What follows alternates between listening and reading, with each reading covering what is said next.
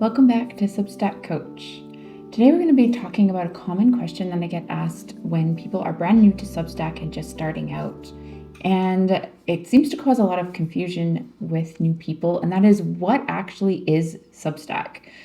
People think it's a newsletter. They can just move from MailChimp to Substack. It'll behave exactly the same way. Other people think it's a blog. They can move from WordPress to Substack and it's going to do exactly the same things. And more people look at the feed, the social media side of Substack, and think it's just like Twitter or Facebook, or maybe it's supposed to behave like Instagram. The truth is, Substack started as a newsletter with a blog kind of put together, and it has added the social media side as well. So it is actually all three of these things all at once put together while you own your audience. So let's break that down a little bit further.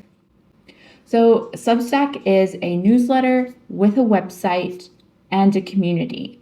When you publish on Substack, it appears on the website version of your Substack, and it is also sent out to all of your subscribers.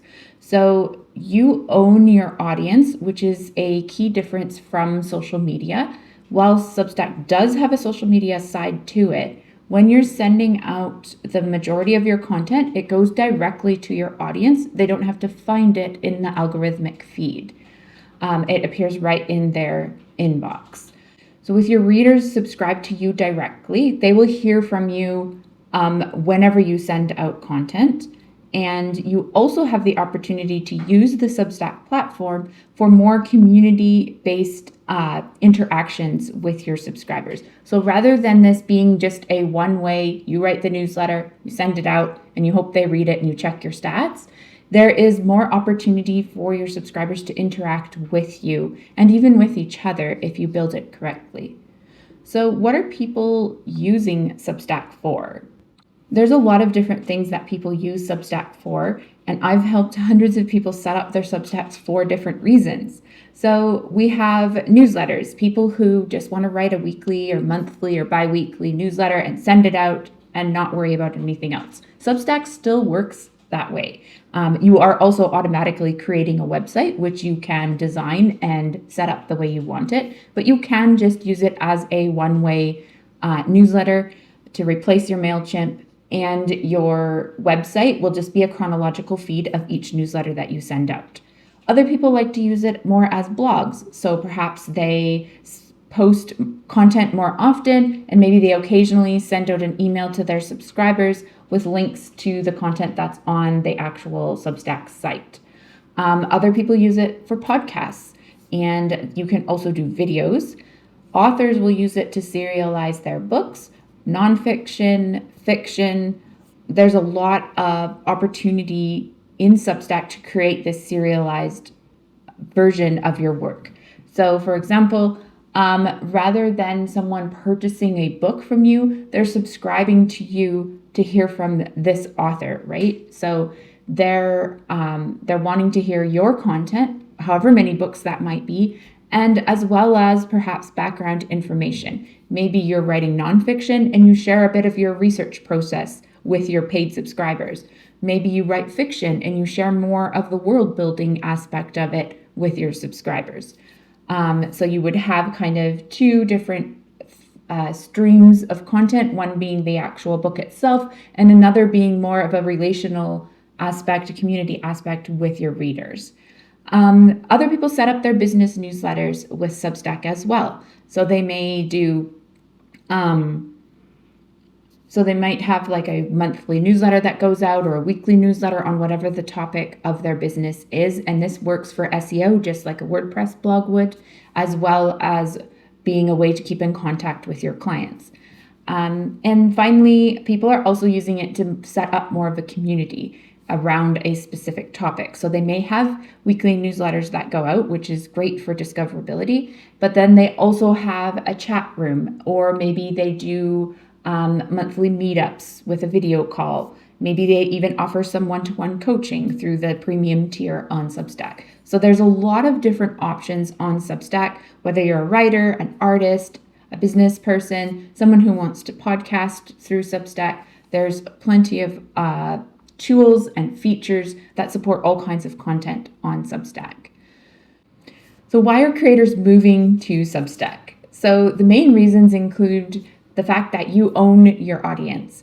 Everything that you create is sent directly to your audience. It doesn't have to go through an algorithm first, and you don't have to worry about whether or not your audience will actually come across your content somewhere. It's emailed directly to them. With that, you do own that email list. Substack does not own that email list, and people are not subscribing to Substack. They're subscribing to you. And that email list can go with you if you choose to leave Substack. The next reason that people often cite when they're moving to Substack is that it doesn't cost anything to use Substack. So you have access to all the features and tools of Substack for free. It doesn't matter if your audience is 10 people, 1,000 people, or 200,000 people. Your audience you can move it onto Substack. The email list is free to use. It's not charged per email list or anything like MailChimp and a lot of other places do. And the way that Substack makes their money is when you turn on payments and you start to get paid subscriptions, they will take 10% of that. But if you are only doing free, you still have access to all the tools on Substack. Now, speaking of paid subscriptions, that's another reason why people move to Substack. When you've been writing on, say, MailChimp or something like that for many years, sending out constant free content to your people, and you want to add something for paid, it's really easy to do with Substack. So you could turn on paid subscriptions and you can say, I'll continue sending out my weekly free newsletter, but if you become a paid subscriber, we do a deeper dive into this important topic in a second newsletter during the week. Or you now have access to a monthly get-together with me, and we all talk on Zoom and, discuss the topic itself. Or you have access to my chat room where I drop in from time to time. You can ask me questions anytime, and I will interact with you, and you can interact with each other. So there's many different options that people are using for the paid subscriptions, and it's a great way to make revenue from a large list without having to actually sell them a specific product. Most people do start with free content first, and that does not penalize you in any way. Substack knows that most people want to build a free list before they turn on payments, and you are still being found in the discoverability side of Substack with free content just as much as with paid content. One thing that's important to understand about Substack is it's still a relatively young platform. Substack launched in 2017, which makes it only about 8 years old. And to put that in perspective, Facebook launched in 2004 and has about 3 billion users. LinkedIn launched in 2003 and has about 1 billion users. Instagram launched in 2010 and has around 2 billion users. Substack, by comparison, is much smaller with roughly 30 to 50 million active subscriptions across the platform, and it is consistently growing. In the tech world, that still counts as an emerging platform, which means there's still a lot of opportunity for new creators to build an audience. Sometimes this means your audience isn't yet on Substack. That doesn't mean that you shouldn't use Substack. You can be one of the first people there, which means you have the most potential for growth. You just may need to market your Substack to other platforms to kind of get you going and get things rolling a little bit faster. So Substack is a platform where you can publish your content, you can build a direct relationship with your readers, you can grow an audience over time, and you can build an income stream right into Substack itself. If you're learning Substack and want more practical guidance, I do share weekly videos here on my YouTube. I also share weekly newsletters on my Substack, as well as workshops, and I have daily interactions with my subscribers. So you are welcome to join me there as well. The link is in the description below. See you next time.